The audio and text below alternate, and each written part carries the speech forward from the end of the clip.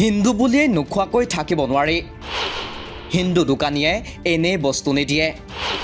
হিন্দুৰ নামত ভোট নিদিলে জনতাই মূৰৰ কামুৰণি বাঢ়িছে মোদীৰ নকৰিলে উন্নয়ন নিদিলে সংস্থাপন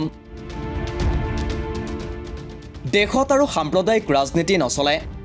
উন্নয়ন নিবনুৱা সমস্যাক গুৰুত্ব নিদিয়া সকলৰ বাবে ৰাজনীতিৰ পথ ৰুদ্ধ হ'ল শেহতীয়া লোকসভা নিৰ্বাচনে অন্তত ইয়াকে প্ৰতিপন্ন কৰিলে ৰাম মন্দিৰৰ প্ৰাণ প্ৰতিষ্ঠায়ো ৰক্ষা কৰিব নোৱাৰিলে বিজেপিক কংগ্ৰেছ ক্ষমতালৈ আহিলে হিন্দু মহিলাৰ মংগলসূত্ৰ কাঢ়ি ল'ব বুলি উত্তৰ প্ৰদেশত হিন্দু মহিলাক ভয় খুৱাইছিল নৰেন্দ্ৰ মোদীয়ে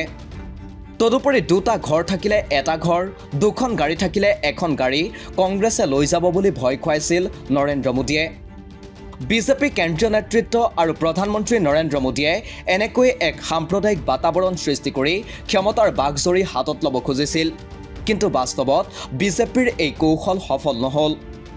মূলতঃ হিন্দী বলয়ৰ ৰাজ্যকেইখনত আগতকৈ বহু আসন কম পালে বিজেপিয়ে উত্তৰ প্ৰদেশ ৰাজস্থান বিহাৰ মহাৰাষ্ট্ৰৰ দৰে ৰাজ্যত বিজেপিয়ে আসনত আশা কৰাতকৈ বহুত কমিল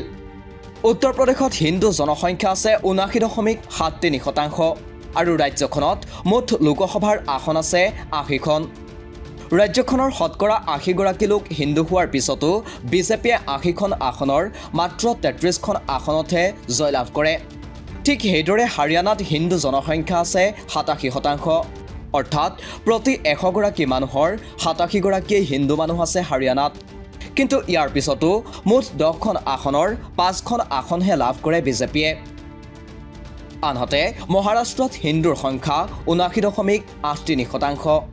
মহাৰাষ্ট্ৰত লোকসভাৰ আসন আছে 48খন বিজেপিয়ে লাভ কৰিছে মাত্ৰ 12খন কৰ্ণাটকত হিন্দুৰ জনসংখ্যা আছে 86% আৰু ৰাজ্যখনত আসন আছে 28খন বিজেপিয়ে লাভ কৰিছে 17খন আসন বিহাৰত হিন্দু জনসংখ্যা আছে 82.69% অৰ্থাৎ 100 গৰাকী ব্যক্তিৰ 83 গৰাকী হিন্দু লোক তথাপিও বিজেপিয়ে লাভ কৰিছে মাত্ৰ 12খন আসন বিহাৰত লোকসভাৰ মুঠ 17খন আসনত প্ৰতিদ্বন্দ্বিতা আগবঢ়াইছিল বিজেপিয়ে সকলোতকৈ গুৰুত্বপূৰ্ণ বিষয়টো হ'ল ৰাম মন্দিৰ অৱস্থিত ফৈজাবাদত বিজেপিৰ প্ৰাৰ্থী পৰাভূত হ'ল এই ফৈজাবাদত 85% লোকেই হিন্দু এই পৰিসংখ্যাৰ পৰা এটা কথা স্পষ্ট হয় যে হিন্দু আৰু হিন্দুত্বক লৈ নিৰ্বাচনত প্ৰতিদ্বন্দ্বিতা কৰিলে জনতাই ইয়াক মুকলিকৈ গ্ৰহণ নকৰে বৰঞ্চ ধৰ্মক লৈ কৰা ৰাজনীতিৰ পৰা দূৰত থাকিব খোজে জনতা শেহতীয়া লোকসভা নিৰ্বাচনত এই বিষয়টোৱেই সঁচা প্ৰমাণিত হ'ল জনতাই প্ৰধানমন্ত্ৰী মোদীৰ মুছলমান বিদ্বেষক গ্ৰহণ নকৰিলে সেয়ে প্ৰধানমন্ত্ৰী মোদীয়ে নিৰ্বাচনী প্ৰচাৰ চলোৱা 77টা সমষ্টিত পৰাজিত হ'ল বিজেপি প্ৰাৰ্থী দ্য কুইণ্টত প্ৰকাশ পোৱা এক বাতৰি অনুসৰি প্ৰধানমন্ত্ৰী মোদীয়ে মুঠ 164টা সমষ্টিত ৰাজহুৱা সভাত অংশ লৈছিল এই সমষ্টিবোৰত প্ৰধানমন্ত্ৰীয়ে ভাষণ ৰাখিছিল এই সমষ্টিসমূহৰ মুঠ 77টা সমষ্টিত পৰাজিত হৈছে এনডিএৰ প্ৰাৰ্থী